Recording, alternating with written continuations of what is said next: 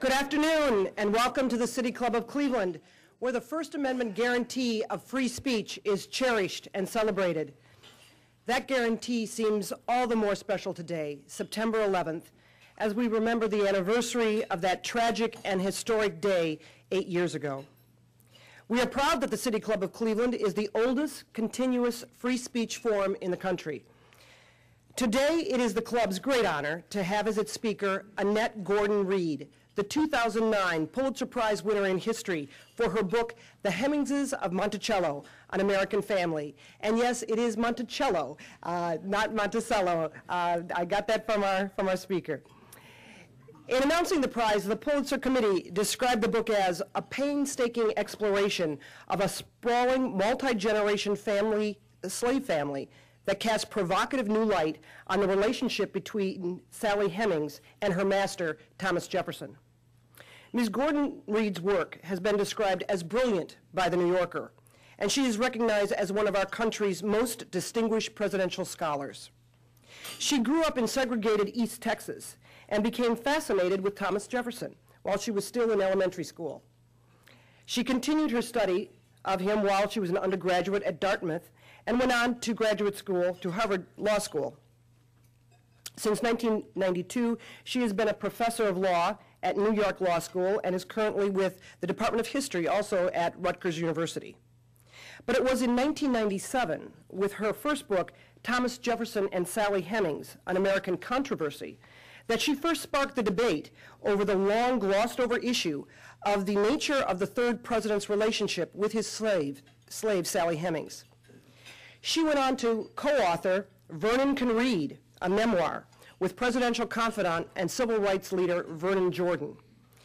Her most recent book is Race on Trial, Law and Justice in American History. Ms. Gordon-Reed is here in Cleveland to accept the Anisfield-Wolf Book Award, which recognizes authors who address the challenging and complex issues of race and cultural diversity. We are happy to have her here with us today at the City Club of Cleveland. Please welcome Annette Gordon-Reed.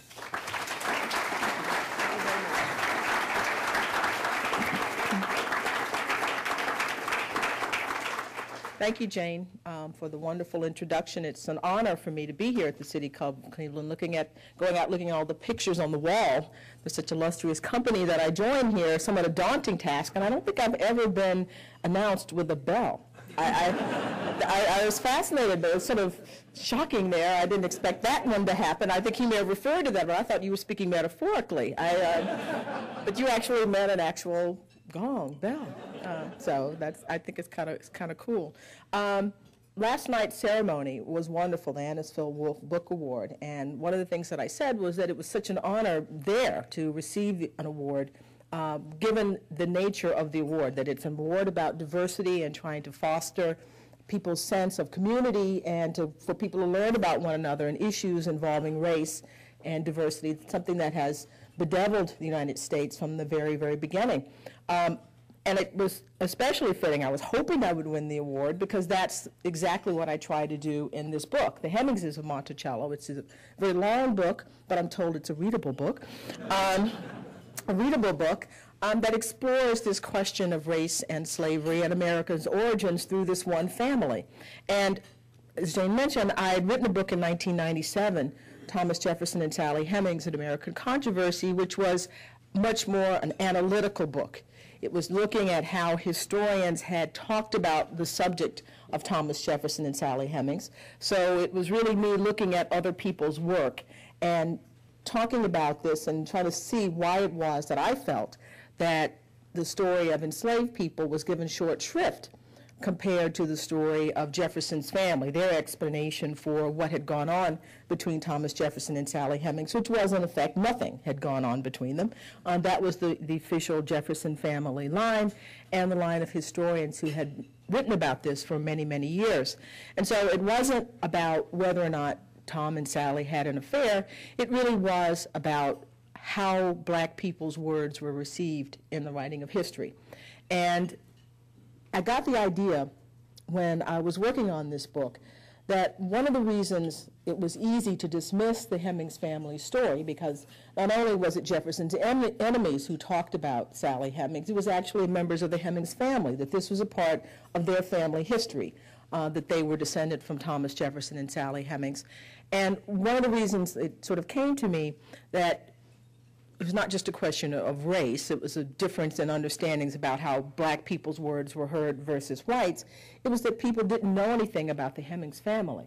I think it's really easy to dismiss people or to make someone an outsider if you don't know anything about them.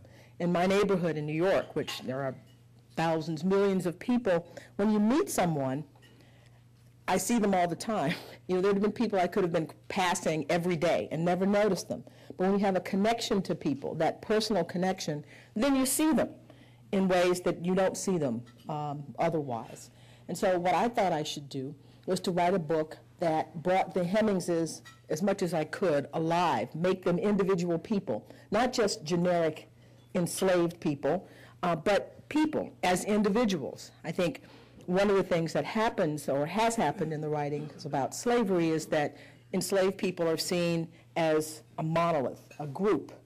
And I also think that this extends to the way blacks are seen very often. Blacks are monolithic. All blacks believe this. All blacks are like this. And if you watch television, there are stereotypes about blacks. There are stereotypes about whites as well, obviously, on television. But blacks have a much more limited range of movement.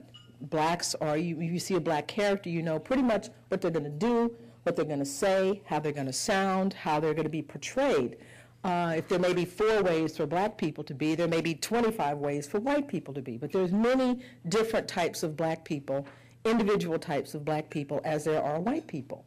And sort of casting blacks in these sort of narrow categories, I think really, obviously, does not do justice to the richness of African American life. Now, of course, this gets started, I believe, in slavery and the portrayal of slaves as a monolithic group.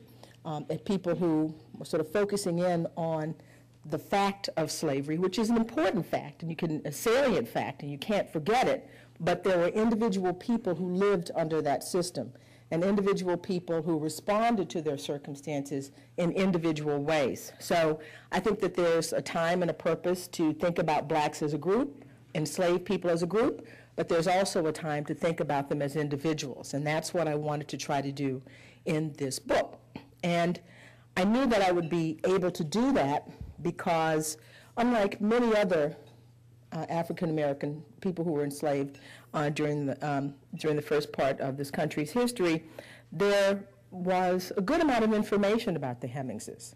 Not individual members of the family, there's not enough information to do a good, solid biography of any one member of the family. But I knew that if I had the family as a whole, I would be able to get enough information to put together a story of a family's progress through life. So I knew that I had several sources. One was Jefferson himself. Jefferson was an inveterate record keeper. He kept what he called a farm book, which was a record of all his farm operations, his plantation operations. This is not unusual because slavery was a business, and businesses keep track of their inventory. And if your inventory, whether it's widgets or whether it's people, people make records of it because it's what is required for the business. So you have a record of people's birth dates, who was married to whom, where they're living, the family configurations, and other planters did that as well. If you go to the University of Virginia, there's a floor in the library, in the Alderman Library, where you can find lots of plantation records, just very much like Jefferson's farm book. So that was not unusual that he did that. But in the farm book, we have Hemingses, other members of their family, generations of people who their lives are sort of the basic, sort of vital statistics of their lives are in this one place.